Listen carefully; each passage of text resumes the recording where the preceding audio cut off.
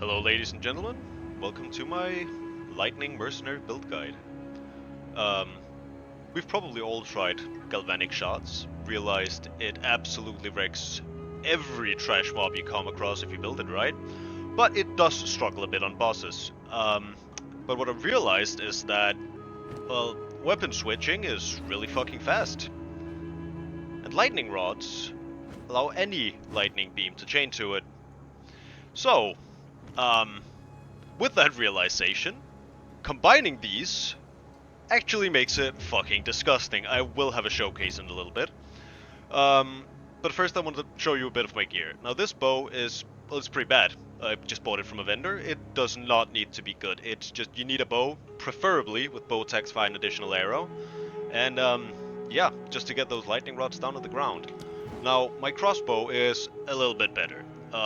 If you're struggling, I can highly recommend going onto PoE Trade and just buying one. You can get probably something a lot better than this for just one Exile.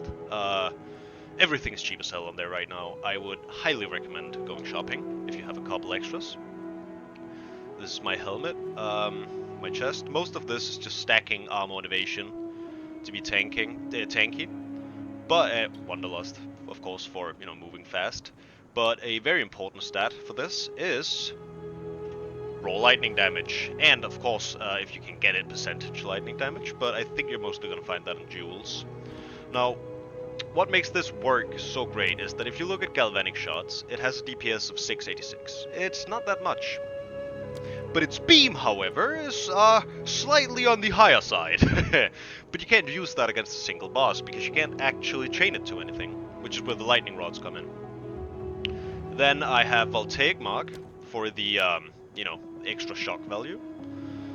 Just gives you a damage buff. The lightning rods to actually chain to something.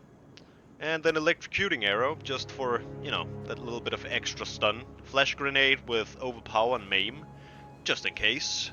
You never know. And what I want to show off the most is Herald of Thunder here. If you put a lightning infusion on Herald of Thunder, and I don't know why this happens, but if you do, all of your other skills get the lightning damage boost, but without the fire damage and cold damage decrease. Look at this, 46 to 77. Look, the lightning damage goes up, nothing else goes down. This is all of your skills. Yeah, this works with Herald of Ash and Herald of Frost as well, but, with their respective infusions. I don't know if this is intended, but, yeah, definitely always do this. And I have Overwhelming Presence for, that extra little bit of oomph in the stun, and also just for clearing, so we can trigger Herald of Thunder more often.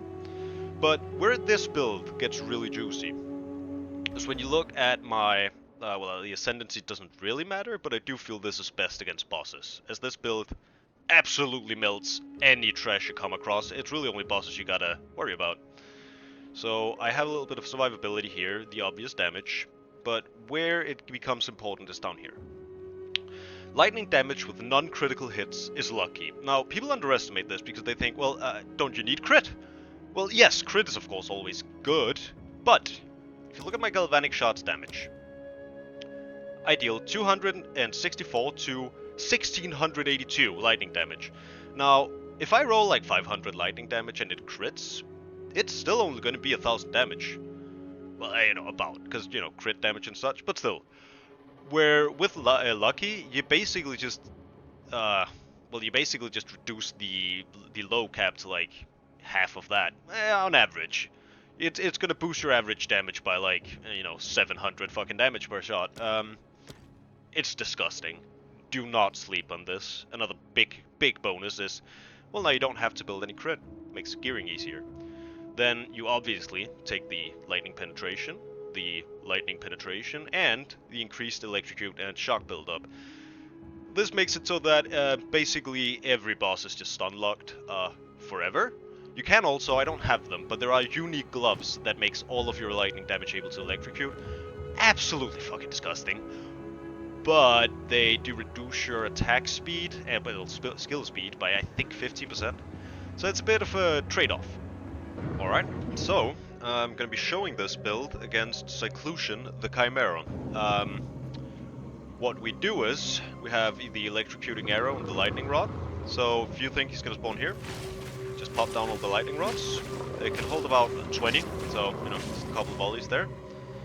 You go in, you trigger the boss, you give him the voltaic mark, jump over him for the electrocution, switch, and then you just fucking delete him. Look at this. Ah, fuck, he got away. And he's gonna go there. Just do that, and... of course. Come on. There you go. Look at the stun values, by the way. He's gonna try to fly away, but he's fucking purpose stunned. Good luck, Seclusion, and goodbye. But, anyways, yeah. Let me know if any of you guys want an in-depth build guide on what stats, what different skills I use. And, yeah, have fun.